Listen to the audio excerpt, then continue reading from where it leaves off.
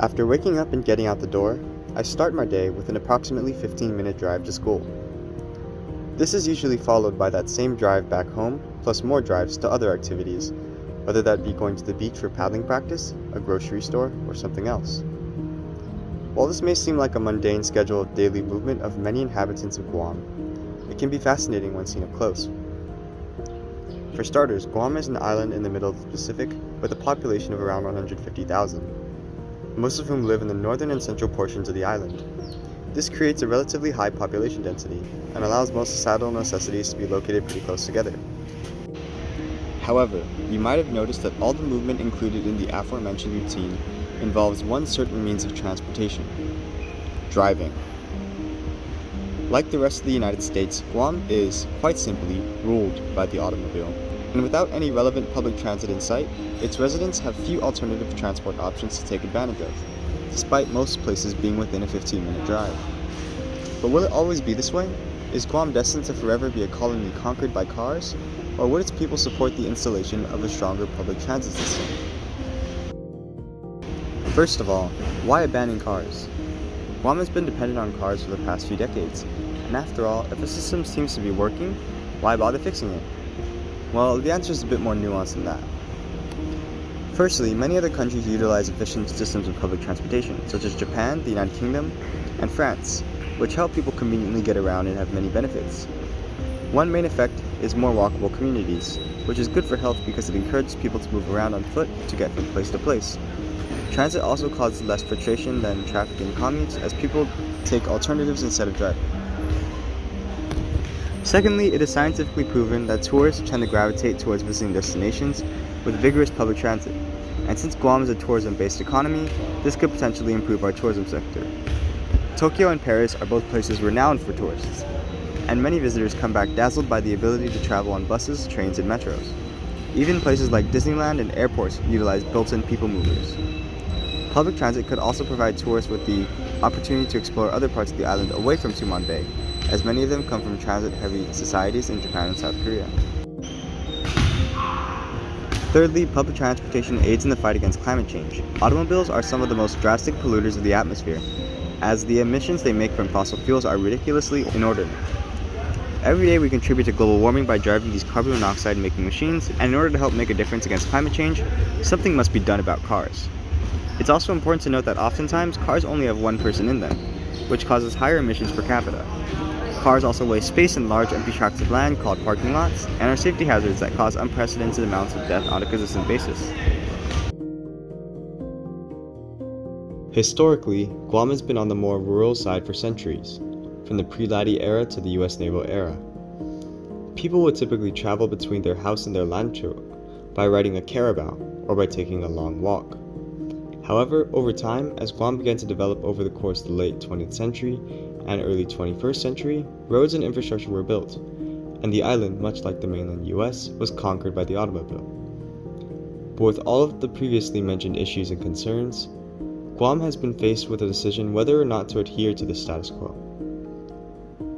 Global warming and global initiatives towards sustainability, such as the United Nations Sustainable Development Goals, have emphasized the need for a cleaner, greener public transit-friendly world, although Guam is still a long ways away from achieving that goal. But before the government decides to delve headfirst into establishing better transit, public opinion on the topic must be assessed first. So, my research question is, would the people of Guam support the installation of a public transit system? And my hypothesis is, yes, the majority of the people of Guam would support the idea of an efficient public transit system because it would bolster tourism. To answer the question, I created a Google Form survey to research the topic. Anonymity was guaranteed to the participants, and the survey began with questions asking about the participants' region of Guam, age, gender, and political affiliation.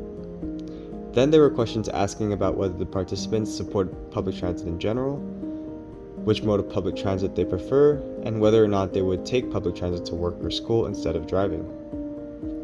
The next section of the survey asked respondents about their experience riding public transit on both off-island systems or on Guam using the Guam Regional Transit Authority buses. After that, respondents were asked about funding, tourism, modes, safety, and other concerns regarding public transit.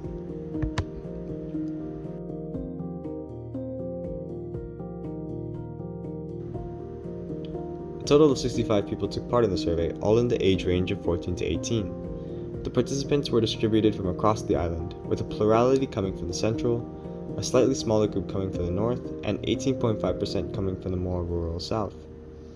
A majority of the participants were male and had a political affiliation of centrist. On a scale of 1 to 5, 32 of the 65 respondents indicated that they support public transit with a 4, while 23 indicated that they support public transit definitely with a 5, accounting for a majority. A plurality responded that buses were their favorite mode of public transit, with trains and subways not far behind. When asked if they would ride public transit to work instead of driving, the majority chose the option that said maybe, it depends on the quality of the transit.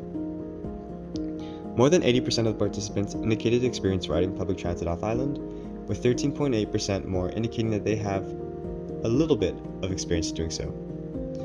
Most of them rated their satisfaction with these systems positively, with the majority of them rating 3, 4, and 5. On the contrary, when it came to riding Guam Regional Transit Authority, our on-island public transit system, over 80% indicated that they have not had experience using it, and a majority of participants rated it a 3 for safety and efficiency on a scale from 1 to 5, most likely because they did not know much about it and weren't sure. A majority of participants responded that they would like to see more GovGuam funding dedicated towards public transit, that they think public transit would benefit the tourism industry, that buses would be the best choice for public transit on Guam, and that they desired more walkable and less necessity to drive everywhere. Voters seem to be split between yes and maybe, however, on the question asking if a public transit-based society is safer than a car-based society. Overall, the survey respondents seem to favor public transit, although this may be in part due to the sample size. Older residents of Guam are usually more pragmatic regarding changes on our island, and had some of them responded, the results might have been much different. The sample bias did reduce the impartiality of the results, but the survey is still extremely useful. What this survey does show is that much of our generation of teenagers, the younger generation, want Guam to invest more in public transit. And this is extremely bright for our future in terms of sustainability in public transit. In conclusion, revamping public transit is something that the government of Guam should undertake. While our current system of automobiles does work and function alright, change is necessary in the coming decades to deal with problems such as global warming and creating a more sustainable society.